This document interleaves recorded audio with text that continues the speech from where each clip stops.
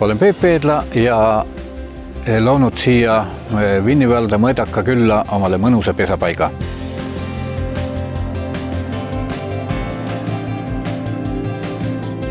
Siia sai loodud suhteliselt ainulaadne asi nagu kirjastustalu. Mul on siin sündinud nüüd juba 4 raamatut, mis ma olen siin kirjutanud ja kirjastanud ja hulk lauamänge ja muid linnutooteid.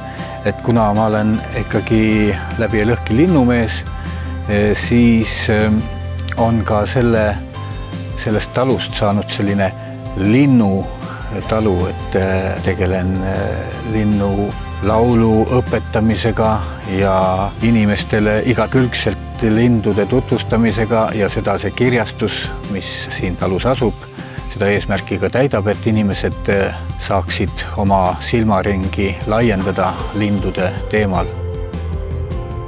Siin koduümbrus on mul üles seatud üle 30 pesakasti.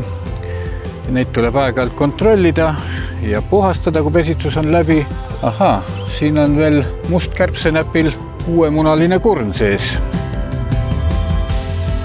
Siin on väga kaunis reljeefne maastik. Ja reljeefne maastik alati toob endaga kaasa ka liigirikkuse. Ja minu jaoks ennekõike siis selle linnurikkuse. Kui vaadata natuke laiemalt, siis Vinni-Vald on üks õnnelik vald, kuna siin on niivõrd palju veel puutumata loodust.